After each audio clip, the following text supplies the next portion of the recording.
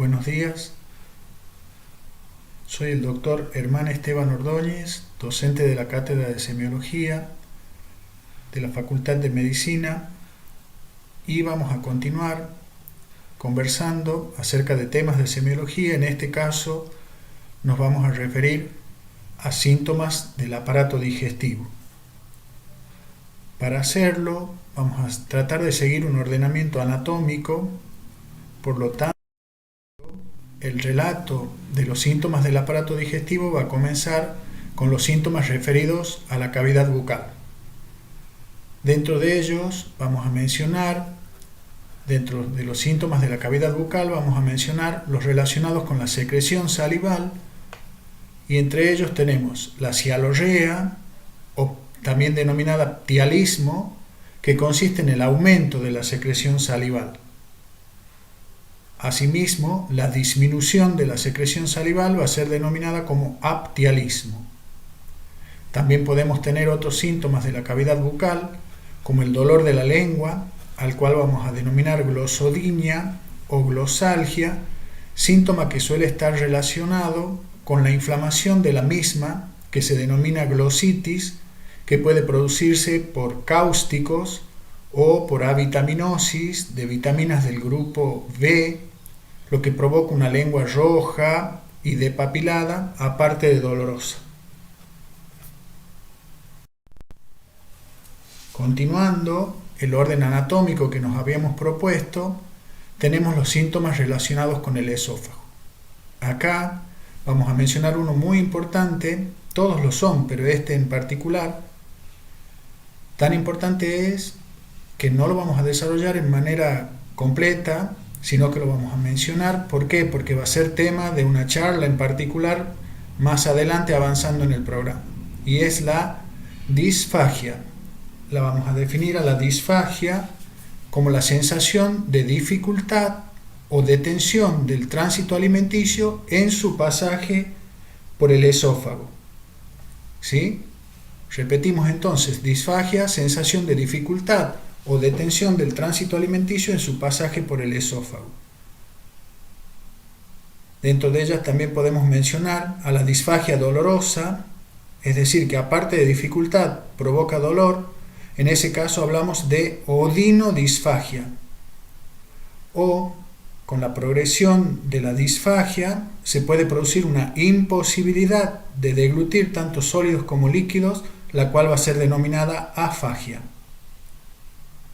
Otros síntomas relacionados con el esófago lo constituyen, quería decirles, esto no es todo sobre disfagia, es simplemente una introducción que va a servir de pie para el desarrollo de las clases futuras. Dentro de los síntomas esofágicos también podemos mencionar el reflujo gastroesofágico o pirosis. Es la irritación, o está provocado por la irritación de la mucosa esofágica producida por el reflujo del material ácido contenido en el estómago hacia el esófago, provocado por la disfunción del esfínter esofágico inferior o cardial. Reflujo gastroesofágico o pirosis, entonces, es la irritación de la mucosa esofágica por el reflujo del ácido del estómago hacia el esófago por disfunción del esfínter esofágico inferior. ¿Qué características semiológicas va a tener este reflujo gastroesofágico? Suele comenzar en forma brusca, generalmente después de la alimentación, o sea que es postprandial, y generalmente nocturno. El paciente lo refiere como localizado en la zona del epigastrio, con propagación hacia la boca. Generalmente, el material ácido refluido provoca una sensación quemante, que también podríamos definir como urente. Un término común con el que la gente lo suele describir es el término de vinagrera. La intensidad es variable de este síntoma. Lo exacerban el decúbito dorsal, es decir, cuando la persona se acuesta, nota una exacerbación de los síntomas, y una remisión total o parcial del mismo lo obtiene mediante la elevación del tronco ¿sí? Al estar en decúbito dorsal, elevan el tronco y disminuye o desaparece el síntoma, o la ingesta de sustancias que neutralicen la acidez del jugo gástrico, es decir, de antiácidos. ¿Qué otra posibilidad existe dentro de los denominados síntomas esofágicos? El dolor esofágico, pero ahora de carácter continuo. Este dolor esofágico de carácter continuo se produce por la inflamación de la mucosa esofágica o esofagitis de distinta naturaleza. El paciente lo refiere como de inicio postprandial, inmediato a la alimentación, lo suele ubicar en la región retroesternal, a veces lo refiere como un dolor precordial, pero generalmente en la región centro o retroesternal. También es, al igual que el dolor del reflujo, es quemante o urente, aunque a veces, y una situación que a veces confunde, es que adquiere el carácter de opresivo. Y a veces, aún más, confunde porque se propaga hacia el cuello, lo cual lleva a veces a la confusión con un dolor de origen coronario. La duración es variable. Si el paciente vuelve a comer o, digamos, mantiene una comida rica en sustancias ácidas, puede exacerbarse este dolor y lo van a calmar generalmente la ingesta de antiácidos y la medicación.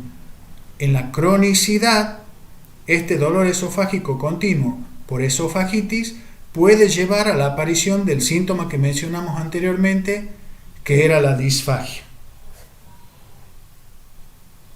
Otro síntoma dentro del grupo de los síntomas esofágicos lo constituye la regurgitación. La regurgitación es el retorno a la boca del bolo alimenticio que está contenido en el esófago o en el estómago. Sin ningún tipo de esfuerzo, el retorno del bolo alimenticio del esófago o del estómago hacia la boca se produce sin esfuerzo, ¿sí? Tampoco necesita la presencia de contracción abdominal, o sea que se produce de manera espontánea, y tampoco suele ir precedido de náuseas. Esa es la regurgitación. ¿Por qué puede tener regurgitación un paciente? Puede ser funcional, es decir, sin una lesión orgánica demostrable, o puede ser de carácter orgánico, como por ejemplo en los denominados hernia hiatal o protrusión, digamos, del contenido gástrico hacia la cavidad torácica a través del hiato esofágico, por esofagitis, por tumores del esófago o por divertículos del mismo. Y en el caso de que sea una regurgitación de origen funcional, puede producirse por espasmo del esfínter esofágico inferior o espasmo de cardias, o bien por una disfunción, generalmente por trastornos en la inervación esofágica que recibe el nombre de acalasia.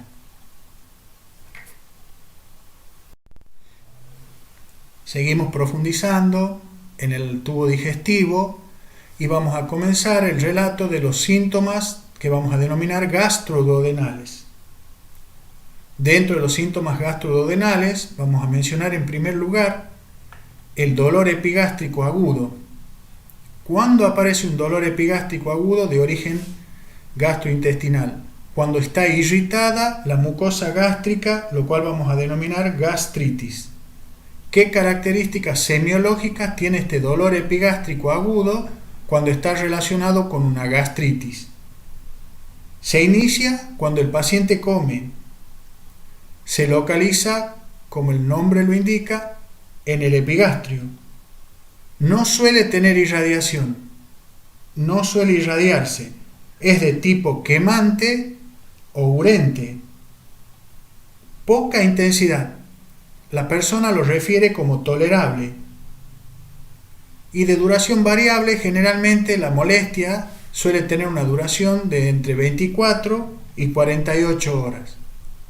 Si la persona ingiere picantes, comidas con picante, antiinflamatorios no esteroideos o esteroideos, el tabaco, alcohol o se encuentra en una situación de estrés, la molestia se suele exacerbar.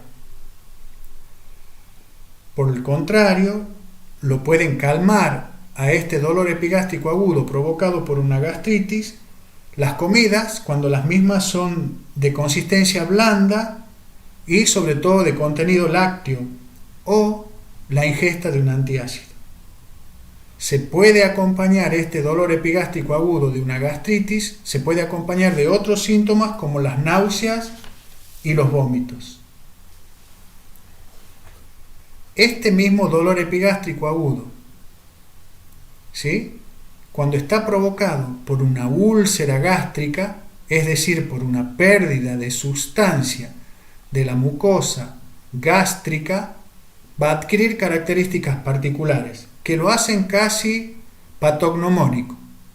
Va a adquirir la característica de ser, o sea, la misma característica semiológica del dolor que acabamos de describir como epigástrico agudo, cuando es de origen ulceroso o provocado por una úlcera, adquiere características casi patognomónicas, que son las de ser periódico. ¿Qué significa? Que el paciente tiene periodos dolorosos, generalmente 2 veces al año, ¿sí?, relacionados habitualmente con el cambio de estación. O sea, suponiendo de primavera a verano o de otoño a invierno, ahí suelen aparecer los periodos dolorosos, ¿sí? 15 días aproximadamente, 10 a 15 días de dolor y luego calma. Eso es dolor periódico. Pero aparte tiene la característica particular de ser diario. ¿Qué significa esto de ser diario? Cuando se presenta el dolor, se repite sistemáticamente o rítmicamente todo el día. ¿Sí? Recibe el nombre, esta característica diaria, de día gástrico. Y tiene otra particularidad aún, que es la de ser horario. ¿Qué significa esto de ser horario? Hay momentos dolorosos, calman con la ingesta. Viene el ayuno, comida o ingesta, calma, viene el ayuno y aparece nuevamente el dolor hasta una nueva ingesta. Entonces, el dolor ulceroso tiene esa característica peculiar de ser periódico, 2 periodos dolorosos al año, generalmente con los cambios de estación, diario, o sea, cada vez que aparece el día es igual en sus características semiológicas, y horario, caracterizado por presencia de dolor, ingesta, calma, y luego de la calma, nuevamente la aparición del dolor. Ese es el dolor ulceroso. ¿Sí?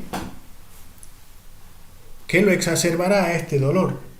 Las comidas con picantes, los antiinflamatorios, lo mismo que habíamos dicho para el dolor epigástrico, el alcohol, el tabaco, las situaciones de estrés, lo calman, la dieta blanda, la dieta láctea o los antiácidos. ¿Qué antecedentes suele tener una persona con dolor ulceroso provocado por una úlcera gástrica? Conductas de riesgo. ¿Cuáles son estas conductas de riesgo de desarrollo de dolor ulceroso? El tabaquismo, en primer lugar, el alcoholismo, importante, la ingesta crónica o sostenida de antiinflamatorios no esteroideos o esteroideos, la ingesta compulsiva o abundante de café, y bueno, ya dijimos las situaciones de estrés. ¿Sí? También el dolor ulceroso, al igual que el dolor epigástrico agudo, se puede acompañar de náuseas y vómitos. En el peor de los casos, cuando la úlcera adquiere un cierto tamaño o profundidad, puede aparecer lo que vamos a describir más adelante con el nombre de hemorragia digestiva. ¿Qué otros síntomas vamos a tener dentro del grupo de los gastroduodenales? Vamos a tener dentro de ellos al denominado vómito o emesis. ¿Qué es vómito o emesis? Es la expulsión brusca, tiene esa característica de ser brusca, del contenido del tubo digestivo por la boca, generalmente precedido de náuseas. Generalmente precedido de náuseas, una palabra que muchos hemos escuchado y que ahora la vamos a definir. A la náusea, que generalmente precede al vómito, la vamos a definir como una sensación desagradable de vómito inminente, generalmente referida por el paciente en la garganta o en el epigastrio, ¿sí?, que se suele acompañar esta náusea de palidez, sudoración, cialorrea o aumento de la secreción salival. A lo mejor es una vivencia que alguno de ustedes ha tenido, el hecho de tener náuseas, entonces el relato puede ser que lo interpreten mejor. ¿Sí? ¿Cómo se clasifican los vómitos? Lo podemos clasificar de acuerdo a su etiología o causa en vómitos de origen gastrointestinal, en vómitos de origen reflejo y en vómitos de origen central. ¿Cuáles son los vómitos gastrointestinales? Son los que aparecen, por ejemplo, en los cuadros de gastritis que acabamos de describir, en la úlcera péptica que también acabamos de describir, o cuando el paciente tiene una inflamación del intestino delgado, o enterocolitis o enteritis, o bien cuando exista una dificultad o obstrucción al tránsito intestinal, lo que vamos a llamar oclusión intestinal. Repetimos entonces, de acuerdo a la etiología, los vómitos los clasificamos en gastrointestinales, reflejos y centrales. Y los gastrointestinales se podían producir en estos casos que acabamos de mencionar: gastritis, úlcera, enterocolitis, oclusión intestinal. ¿Cuáles son vómitos reflejos? Son aquellos que se producen, por ejemplo, por una causa cardíaca. Un ejemplo claro o característico es el vómito que aparece en los síndromes coronarios agudos, sobre todo en el infarto agudo de miocardio. O sea, vómito reflejo de origen cardíaco, el que encontramos en el infarto agudo de miocardio. ¿Qué otro vómito reflejo podemos mencionar? Aquellos que se produzcan por irritación faríngea. Por ejemplo, en una faringitis pueden aparecer vómitos de origen reflejo. ¿Sí? Un gran grupo de causas de vómitos reflejo lo constituyen las patologías abdominales.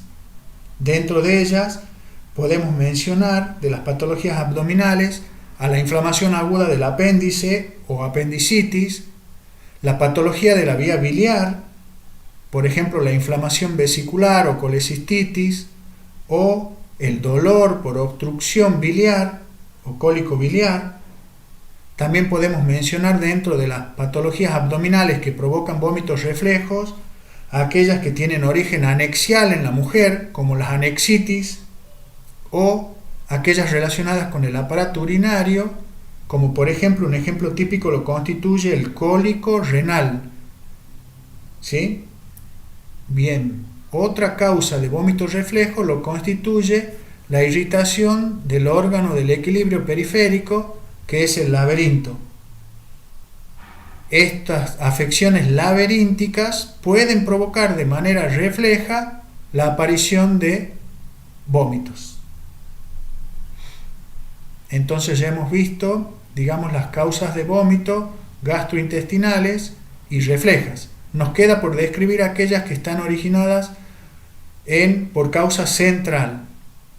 Ello puede producirse, un vómito central se puede producir por irritación del centro del vómito, por ejemplo, cuando el paciente tenga un síndrome neurológico que también va a formar parte de la descripción de nuestras clases, que es el síndrome de hipertensión endocraniana. Hipertensión endocraniana, conflicto entre el continente, que es el cráneo, y el contenido, que es el encéfalo. Eso lleva al aumento de la presión intracraniana, y ese aumento de la presión intracraniana tiene entre sus manifestaciones la presencia de vómito central. Otra causa central de vómito lo constituye la inflamación del envoltorio meningio o meningitis, o la inflamación del sistema nervioso central o encefalitis. Esas son las causas de vómitos de origen central. Se irrita el centro del vómito y aparece el vómito en la hipertensión endocraniana, en las meningitis y en las encefalitis. ¿Qué otra posibilidad hay que cause vómitos de origen central? La estimulación de los quimiorreceptores por sustancias emetizantes o que provoquen vómito, como por ejemplo ciertas sustancias que utilizamos en medicina, una droga que van a aprender a estudiar más adelante en clínica, que es la digital, puede estimular directamente los quimiorreceptores y provocar vómito. También lo constituyen a veces a estos vómitos como causa el uso de apomorfina, que es otra droga que puede provocarlo. ¿Sí? ¿Qué otras sustancias emetizantes más frecuentemente pueden provocar vómitos por estimulación de los quimiorreceptores? La urea en exceso, es decir, que en aquellas personas que tengamos una urea en exceso, como por ejemplo en el síndrome urémico, que también vamos a desarrollar más adelante, pueden aparecer vómitos por estimulación de quimiorreceptores. Los cetoácidos que se acumulan en la descompensación diabética o cetoacidosis diabética también pueden actuar estimulando los quimiorreceptores y provocando vómito. Y finalmente, estímulos sensoriales, es decir, de órganos de los sentidos, pueden provocar vómito de origen central. Por ejemplo, estímulos olfativos de olores desagradables pueden provocar vómito central. Estímulos gustativos también lo pueden hacer, al igual que estímulos visuales que lleven a la aparición de vómitos de origen central. ¿Qué es importante? ¿Qué es importante estudiar del vómito? O sea, cada vez que una persona diga que tiene vómito, que ya lo hemos definido y cuáles eran sus causas, nosotros tenemos que hacer otras preguntas importantes desde el punto de vista semiológico. Tenemos que indagar acerca del contenido del vómito. ¿Qué contiene lo expulsado? Puede contener material similar a la saliva, y vamos a decir que es un vómito de tipo mucoso. Puede ser alimenticio, es decir, doctor, he vomitado lo que he comido. A su vez, ese contenido alimenticio puede tener el aspecto de haber sido ingerido recientemente o puede tener el aspecto de ser alimento pero ingerido en los días previos, como ocurre en un síndrome en el cual hay una dificultad al vaciado gástrico hacia el duodeno que se denomina síndrome pilórico. O sea, cuando el vómito es alimenticio pero de días anteriores, puede estar formando parte del síndrome pilórico. ¿Qué otra característica puede tener el vómito? El paciente puede relatar que es un vómito líquido, que es amarillo verdoso y que tiene sabor amargo. Esa es una característica particular de esto que estoy remarcando acá, que vamos a denominar vómito bilioso. O el paciente, en el relato o a través de nuestro interrogatorio, puede decir que el vómito es de color verdoso, oscuro, similar al puerro, líquido, y nosotros vamos a decir que tiene un vómito porráceo. Los vómitos porráceos, es decir, de color verdoso, oscuro y líquidos, ocurren cuando hay una obstrucción al tránsito intestinal de ubicación alta dentro del tubo digestivo. ¿Qué otra característica en cuanto al contenido puede tener el vómito? Puede parecerse o contener materia fecal líquida y ser, en ese caso, vómito fecaloideo, también llamado estercoráceo. Eso sucede cuando hay obstrucción intestinal, pero de ubicación más baja. Finalmente puede contener sangre, ya vamos a hablar de ello. Cuando el vómito contenga sangre va a ser un párrafo aparte dentro de este relato, o puede contener elementos extraños como parásitos o cuerpos extraños. ¿Qué más tenemos que estudiar dentro de la semiología del vómito aparte del contenido? Tenemos que preguntarle a la persona el horario de aparición del vómito. Con respecto al horario de aparición del vómito, puede suceder que nos relate que vomita en ayunas.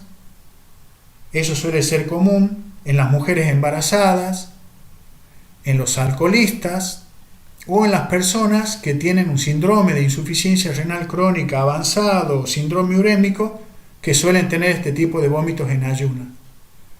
O, en el relato con respecto al horario de aparición, dicen que vomitan apenas comen, o sea, postprandial, pero inmediato.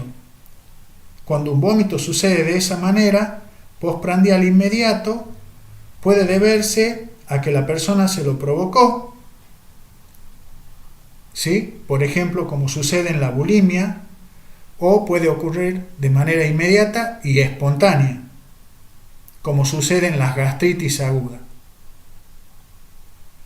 O me puede relatar el paciente que tiene un vómito tardío, es decir, en relación a la ingesta suele pasar un tiempo de aproximadamente 3 horas posteriores. Eso suele suceder cuando la causa del vómito es la patología biliar o de la vía biliar. O me puede relatar que es muy tardío, es decir, varias horas después, 5 o 6 horas después de haber comido, vomita. Eso suele suceder cuando la persona tenía o tiene este síndrome que hemos definido recién como de dificultad para el vaciado gástrico o síndrome pilórico. ¿Qué más tenemos que averiguar del vómito desde el punto de vista semiológico? La frecuencia o la cantidad de episodios. Pueden ser vómitos aislados, lo cual no tendría mayor significación. Pueden ser repetitivos, eso suele suceder en las gastritis agudas. Y finalmente hay vómitos que no ceden con las medidas habituales para intentar detenerlos, como por ejemplo la administración de antieméticos. Esos vómitos que no ceden con las medidas habituales se denominan incoercibles. ¿Sí? Duran varios días, no ceden con la medicación y lo podemos encontrar en el síndrome urémico. La persona con diabetes también puede tener vómitos incoercibles en la descompensación diabética o en los síndromes de obstrucción o detención del tránsito intestinal, como en el síndrome de Lilio, o en las embarazadas que tienen una patología asociada al embarazo que se denomina hiperemesis gravídica.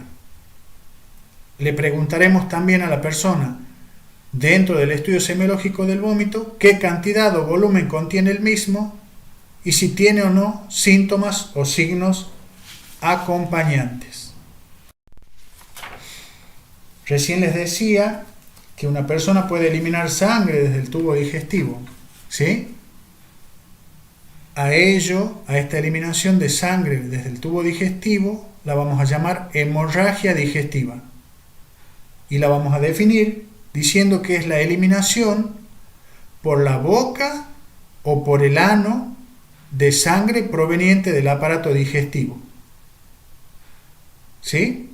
Repito, ¿qué es hemorragia digestiva?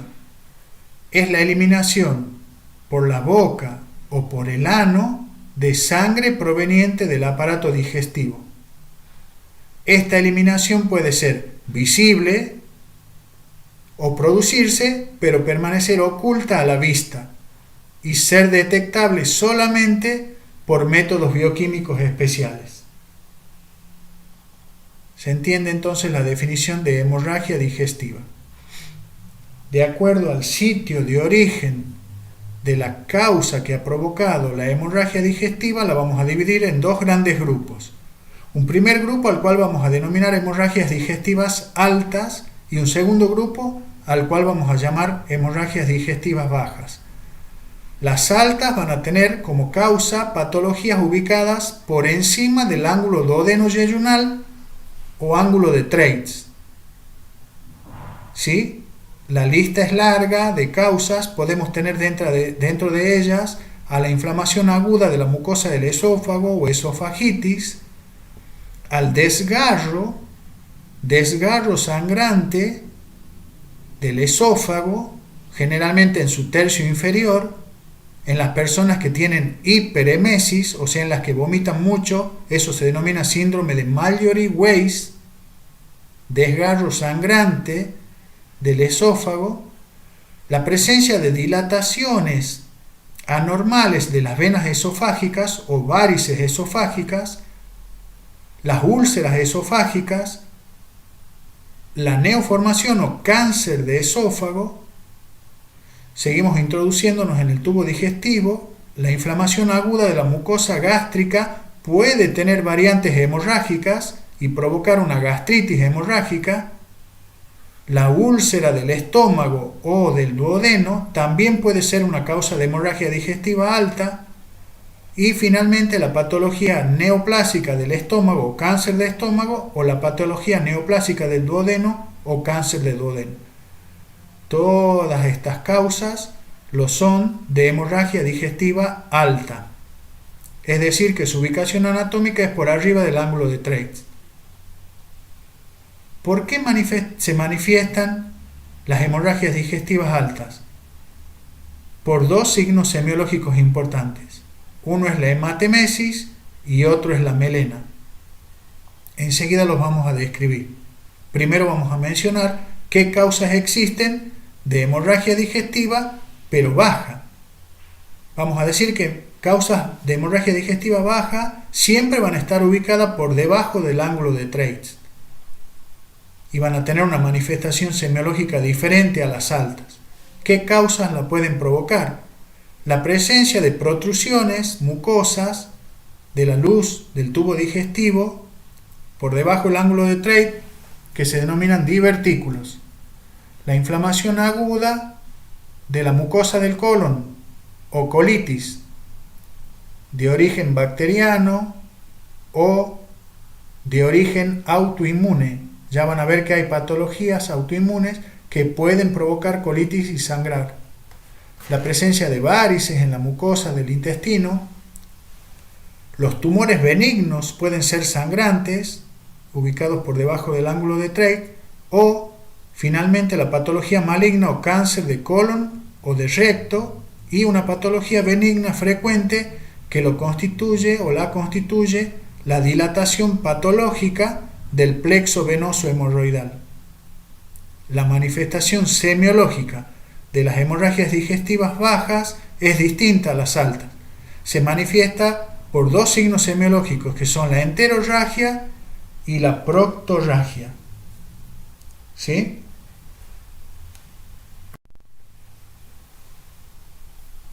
Vamos a definir primero hematemesis y melena. Sí, que lo dejé pendiente en el momento anterior. También va a formar parte de una clase en particular, diciendo que hematemesis es la eliminación por boca de sangre proveniente del aparato digestivo, pero a través del vómito. Las causas ya las mencionamos. ¿Sí? Y melena es la eliminación por el ano de sangre digerida de color negro, brillante, rutilante, alquitranada, similar al alquitrán, pegajosa y de olor nauseabundo. Eso es melena. Ya mencionamos también las causas que son iguales que la de la hematemesis.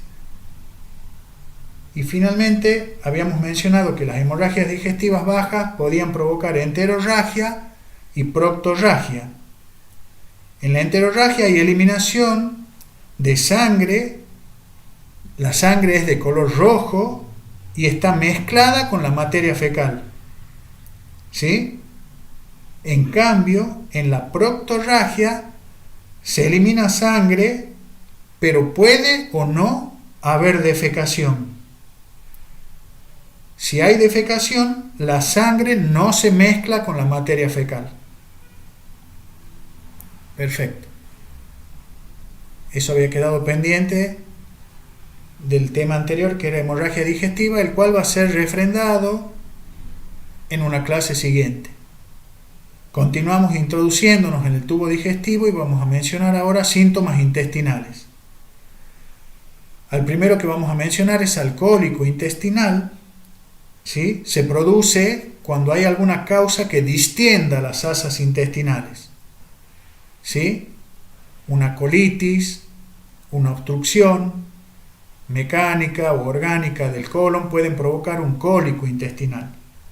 Este suele ser un dolor que aparece de manera tardía en relación a la ingesta, es decir, que es un dolor postprandial pero tardío, ¿sí? Localizado en la región periumbilical si el que duele es el intestino delgado, o siguiendo el trayecto del marco colónico si el que duele es el intestino grueso. Como el nombre lo describe, es de carácter cólico, es decir, recordando lo que es un cólico, es un dolor continuo, pero que tiene exacerbaciones y remisiones parciales. Ese es un dolor cólico, ¿sí? No se suele propagar o lo puede hacer hacia el hipogastrio en el caso del cólico intestinal, o siguiendo el marco colónico del intestino delgado, o siguiendo el marco colónico en el caso del intestino grueso. La intensidad es variable, la duración también lo es, puede durar algunas horas o puede durar, si la causa persiste, varios días. Si yo como o si el paciente come, se exacerba, suele calmar de manera parcial si el paciente adopta el decúbito ventral o se comprime manualmente el abdomen, y también lo suele calmar la administración de sustancias relajantes del músculo liso o antiespasmódicos, ¿sí? Se puede acompañar de otros síntomas que vamos a mencionar después, como pujo, tenesmo o sensación de distensión abdominal. Otro síntoma intestinal es el dolor que se produce por la isquemia intestinal cuando existe una obstrucción crónica o aguda de las arterias intestinales. También recibe el nombre de angina o ángor intestinal. Generalmente va a estar presente en aquellas personas que tengan factores de riesgo para el desarrollo de isquemia o arterioesclerosis de las arterias mesentéricas, ¿sí? Es decir, suelen estar presentes los antecedentes de hipertensión arterial, de tabaquismo, de dislipidemias con hipercolesterolemia o de diabetes. Este dolor por isquemia o ángor intestinal, es de tipo opresivo.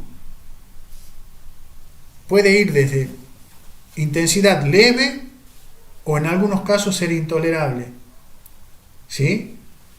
Dura algunas horas o no calma directamente si la obstrucción de la arteria es completa. O sea, la duración puede ir de horas a no calmar si la obstrucción arterial es completa, ¿sí? Es de tipo opresivo, ¿sí? Ubicado en la región periumbilical e irradiado generalmente de manera penetrante o transfixiante al dorso.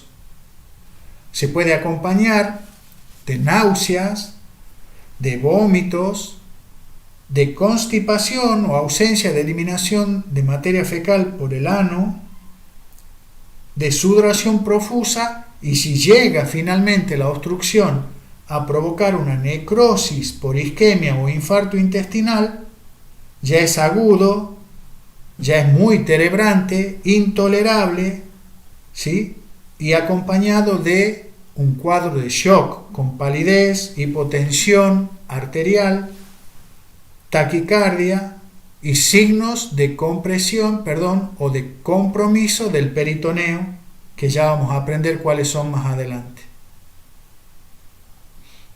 ¿Qué otro dolor vamos a relatar dentro de los síntomas intestinales? El dolor provocado por la inflamación del apéndice vermicular o dolor apendicular, ¿sí?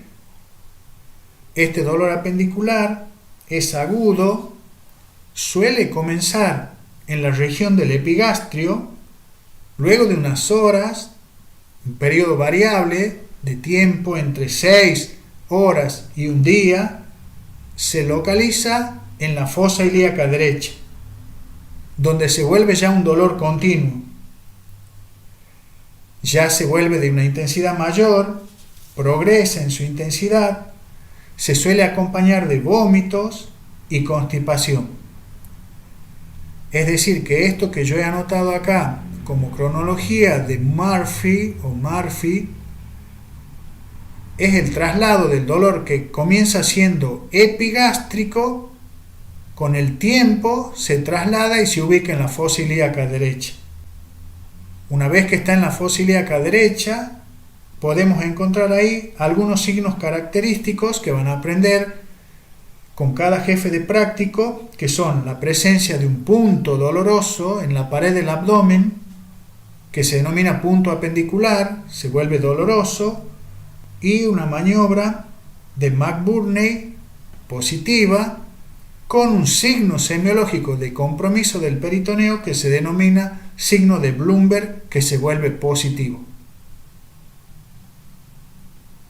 Con respecto al tema diarrea, va a ser tema junto con constipación de una clase en particular. Solamente vamos a definirla a la diarrea como el aumento en la frecuencia o un aumento en el volumen de las deposiciones, con disminución en general de la consistencia de la materia fecal. Es decir, que diarrea, por definición, es el aumento en la frecuencia o un aumento en el volumen de las deposiciones, acompañado de una disminución de su consistencia. ¿Qué es constipación? Es la disminución de la frecuencia de evacuación de las heces con un aumento en general de la consistencia de las mismas. También tema de una clase. Estos dos últimos, diarrea y constipación, van a ser temas de una clase en particular. Síntomas biliares y pancreáticos. Acá vamos a describir el cólico biliar, ¿sí?, que se produce por la distensión de la vía biliar en algún segmento de su trayecto. Este es un dolor postprandial. No es inmediato. Comienza aproximadamente 3 horas después de la ingesta. Generalmente existe en el relato del paciente el dato de haber ingerido comidas de contenido graso que actúan como colecistoquinéticos, es decir, provocan movimientos peristálticos de la vía biliar. Es de instalación aguda, ya dijimos postprandial, se localiza inicialmente en el epigastrio. Se suele irradiar de manera característica hacia el hipocondrio derecho o hacia la escápula y el hombro homolateral, es decir, del lado derecho. El carácter lo define el hecho de ser un dolor cólico, que ya hemos dicho qué características tiene un dolor cólico. La intensidad es variable, dura horas o puede persistir en el tiempo si la causa que lo ha provocado no es solucionada, ¿sí? Generalmente está provocado por la ingesta, digamos, de este tipo de comidas, y está calmado o disminuye por la dieta o por la administración de antiespasmódicos. Se suele acompañar de vómitos. El vómito es al inicio alimenticio de lo que ha ingerido el paciente y luego se vuelve de carácter bilioso, es decir, líquido, amarillento y de sabor amargo. ¿Qué datos semiológicos al examen físico se pueden encontrar?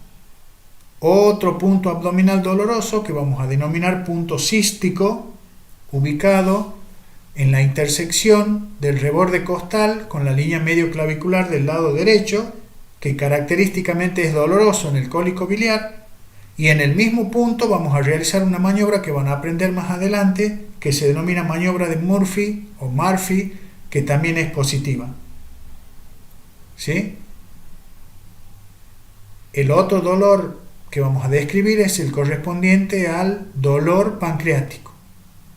Es el dolor que se produce por la inflamación y o la necrosis del tejido pancreático. También es postprandial, no es inmediato, aproximadamente también unas 3 horas después de que el paciente ingiere una comida generalmente rica en grasas o rica en ingesta alcohólica, o ambas a la vez, ¿sí? Aparece en forma brusca en ese periodo de tiempo, se localizan en epigastrio. A diferencia del cólico biliar, se suele irradiar a los hipocondrios, pero a ambos, tanto al derecho como al izquierdo, como si fuera un cinturón lancinante, o sea, como si fuera un lanzazo que perfora el abdomen. Puede ir desde una intensidad muy leve, en los casos más, digamos, edematosos, o cuando el páncreas solamente en su inflamación tiene edema, hasta el dolor de tipo intolerable, cuando el páncreas ha llegado a la necrosis. Ese dolor suele ser intolerable. Se exacerba con la ingestión alimenticia, por lo cual el paciente no lo hace.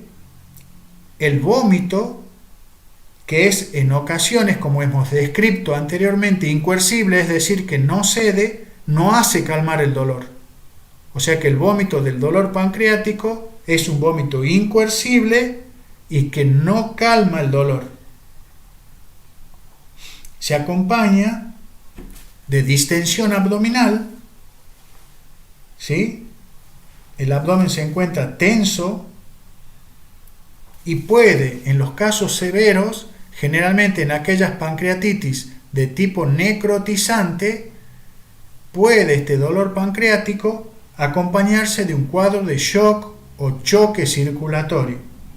Es decir, que nos vamos a encontrar con un paciente con hipotensión arterial, taquicárdico, pálido, sudoroso y en ocasiones, si la causa de la inflamación pancreática es una obstrucción de la desembocadura del conducto pancreático, puede aparecer en ocasiones, a veces, ictericia en el paciente.